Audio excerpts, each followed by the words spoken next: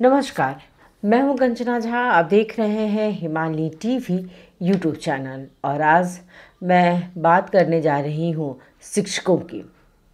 जी हाँ, शिक्षक जो न केवल हमें किताबी ज्ञान देते हैं वरन हमें जीवन जीने की कला सिखाते हैं। सच कहें तो शिक्षक हमारे पथ प्रदर्शक होते हैं। आप पथ प्रदर्शक कहें, मार्गदर्शक कहें, वो हमें पढ़ना, लिखाना, जीवन के गूढ़ रहस्यों को बताते हैं, सम्मान और आदर का भाव समझाते हैं। जीवन संघर्षों से भरा हुआ है। गुरु ना हो तो आप राह से भटक जाएंगे। गुरु आपको सच्चा रास्ता दिखलाते हैं। जब आप जीवन के संकटों से भागने लगते हैं तो उनके ही दिखाए रास्ते पर चलकर ही हम सफलता प्राप्त करते हैं। कहते हैं गुरु बिन ज्ञान न होई। शास्त्रों में बहुत ऊंचा स्थान है गुरु का। पहली गुरु आपकी माँ बनती हैं। माँ के बाद परिवार के लोग आपके गुरु बनते हैं। लेकिन जब आप स्कूली शिक्षा में कदम रखते हैं तो आपकी डोर आपके शिक्षक के हाथ में आ जाती है। कहीं वही आपको गढ़ते हैं। परिवार, गांव, समाज, देश की अहमियत बताते हैं। विद्यार्थियों के भविष्य को शिक्षक ही गढ़ते हैं। विद्यार्थी के साथ ही देश के भाग्य निर्माता होते हैं शिक्षक। कहते हैं देश निर्माण में उनकी बहुत बड़ी भूमिका होती है। देश के भाग्य निर्माता को मैं जोड़ रही हूँ नेपाल में हो रहे शिक्षक आंदोलन से। देश के भाग्य निर्माता अभी काठमांडू की सड़कों पर आंदोलन कर रहे हैं। उनके लिए कोई पर्व त्योहार नहीं है, कोई उत्सव उमंग नहीं है। वो न रात देख रहे हैं न दिन देख रहे हैं। वो जुटे हुए हैं अपनी मांगों को पूरा करने के लिए। सरकारी शिक्षकों का यह आंदोलन चैत 20 गते से लगातार चल रहा है, यानी पूरे 14 दिन की यात्रा है ये। और वो अभी भी आंदोलन में है। न जाने कितने दिन और रहेंगे, क्योंकि उनकी बात को लेकर के सरकार बिल्कुल सीरियस नहीं है। पूरे देश के सरकारी विद्यालयों के शिक्षक इस समय आंदोलन में हैं। अपनी मांग के साथ वो काठमांडू में आंदोलनरत है, यानी उनका परिवार, उनके लोग, उनके बच्चे, उनकी पत्नी सभी दूसरे जगह पे हैं और वो सभी अपनी मांग को लेकर के काठमांडू में अभी लड़ रहे हैं। अपने घर को छोड़कर वो काठमांडू की सड़कों पर हैं। यहाँ तक कि नव वर्ष यानी बैसाख 1 गते भी उन्होंने सड़कों पर ही बिताया। अगर मैं आज की बात करूं तो नेपाल शिक्षक महासंघ ने कहा है कि शिक्षक आंदोलन अब निर्णायक मोड़ पे पहुंच गया है। उन्होंने आरोप लगाया है कि सरकार शिक्षकों की मांगों के प्रति असंवेदनशील रुख अपना रही है। लेकिन शिक्षक हार मानने वाले नहीं हैं। वे आंदोलन को और अधिक जोर शोर से चलाने की चेतावनी दे रहे हैं। महासंघ के अध्यक्ष लक्ष्मी किशोर सुवेदी ने कहा है कि आंदोलन निर्णायक चरण में आ चुका है। उन्होंने देश भर के सभी सरकारी शिक्षकों से अपील की है कि इस निर्णायक घड़ी में हम आपकी काठमांडू के आंदोलन के मोर्चे पर प्रतीक्षा कर रहे हैं। यह आंदोलन आपकी सक्रिय भागीदारी की मांग कर रहा है। कृपया तुरंत काठमांडू पहुंचे। सुवेदी ने यह भी कहा है कि अफवाहों, षड्यंत्रों और भ्रामक खबरों के प्रति सतर्क रहें, क्योंकि सरकार बार बार कह रही है कि आप अपने कार्यक्षेत्र में वापस लौट जाएं। हम जल्द से जल्द आपकी मांगों को पूरा करने के लिए तैयार हैं। लेकिन महासंघ का कहना है कि अब बोलने का समय समाप्त हो चुका है। हम बिना किसी समझौते के आंदोलन समाप्त नहीं करेंगे। महासंघ ने देश भर के सभी विद्यालयों को अनिश्चित काल के लिए बंद कर काठमांडू के शैक्षिक सड़क आंदोलन में अनिवार्य रूप से भाग लेने का आह्वान किया है। अब कुछ और बातें करें।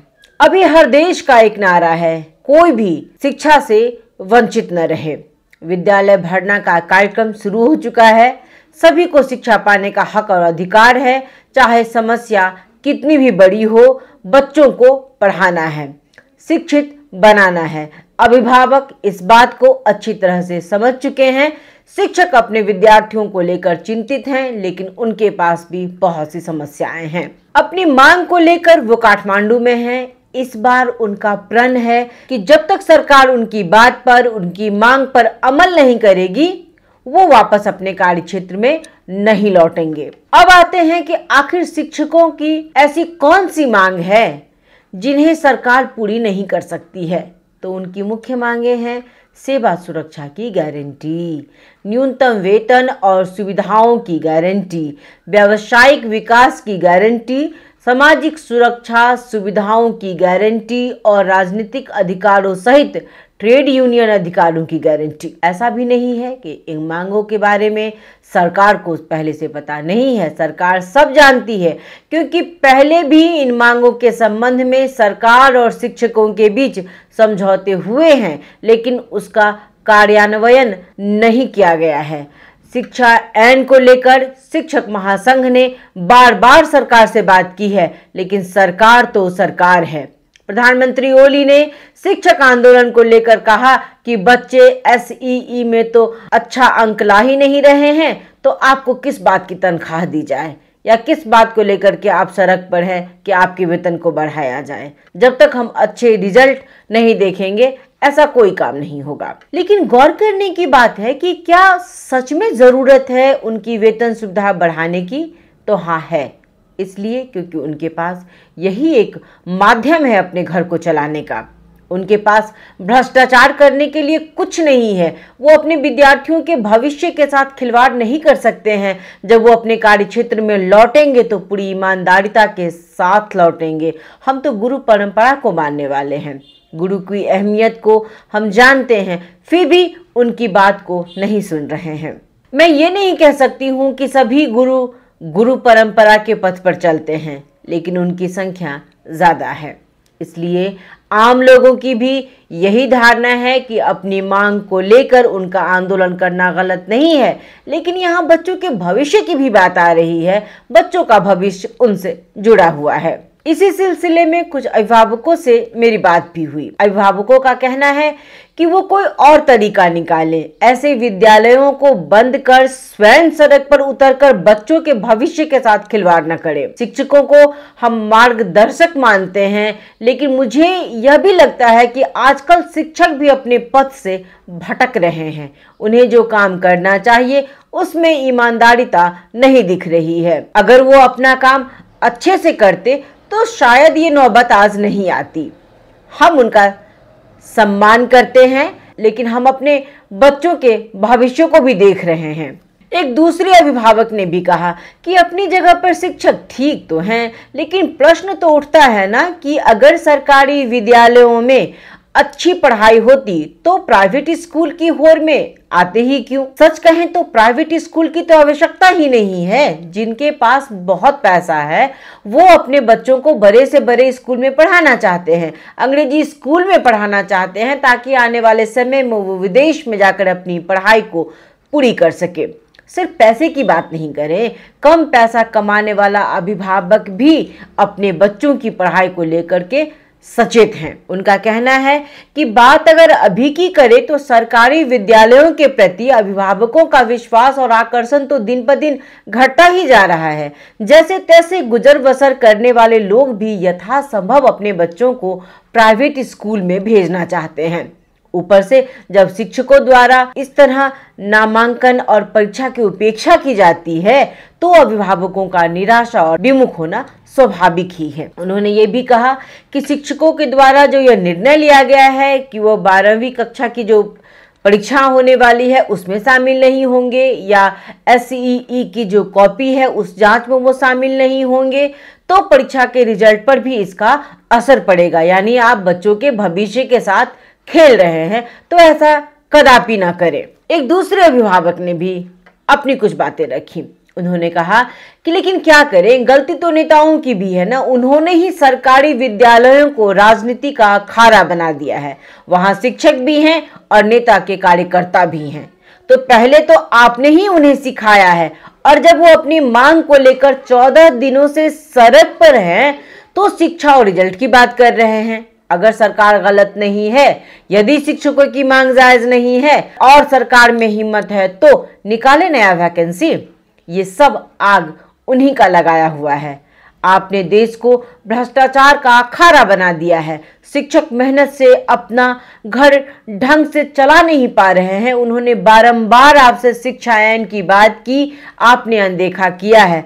हार कर वो आंदोलन में आए हैं। सरकार को शिक्षकों की बात को, उनकी मांग को लेकर के गंभीर होना चाहिए। ये थी अभिभावक की बातें। अब अगर शिक्षक अपने कार्य क्षेत्र में नहीं लौटते हैं तो क्या सब हो सकता है? पहली बात तो यह है कि शिक्षकों को बीते चैत 7 गते आयोजित माध्यमिक परीक्षा यानी कि SEE में सम्मिलित 5,14,000 विद्यार्थियों की उत्तर पुस्तिकाएं जांचनी है। यदि इसमें देर होती है तो यह विद्यार्थियों की आगे की पढ़ाई पर प्रतिकूल प्रभाव डाल सकता है। राष्ट्रीय परीक्षा बोर्ड ने स्वयं यह घोषणा की थी कि परीक्षा परिणाम 90 दिन के भीतर प्रकाशित कर दिया जाएगा। ऐसे में शिक्षकों द्वारा आंदोलन का रास्ता अपनाना किसी भी दृष्टिकोण से उचित नहीं कहा जा रहा है। दूसरी बात, विद्यालय भरना का समय है। अभी घर घर जाकर विद्यार्थी और अभिभावक को समझाना है शिक्षा की जरूरत को लेकर के। अभी छात्रवृत्ति और यूनिफॉर्म प्रदान करने जैसे कार्य होते हैं, लेकिन ये सभी काम बंद हैं।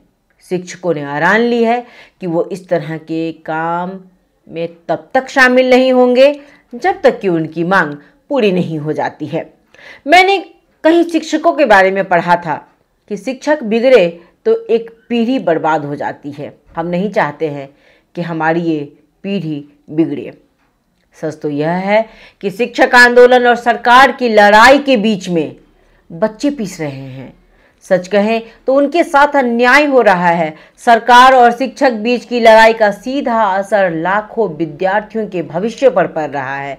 शिक्षकों की भी जिम्मेदारी है कि वो अपने विद्यार्थियों के बारे में सोचे, कोई अलग रास्ता अपनाएं। आज ही समाचार आया है कि शिक्षक अगर अपने कार्यक्षेत्र में वापस नहीं आए तो SEE के रिजल्ट पर इसका असर पड़ेगा, क्योंकि कॉपी इन्हीं शिक्षकों द्वारा जांची जाएगी और वे आंदोलन में हैं।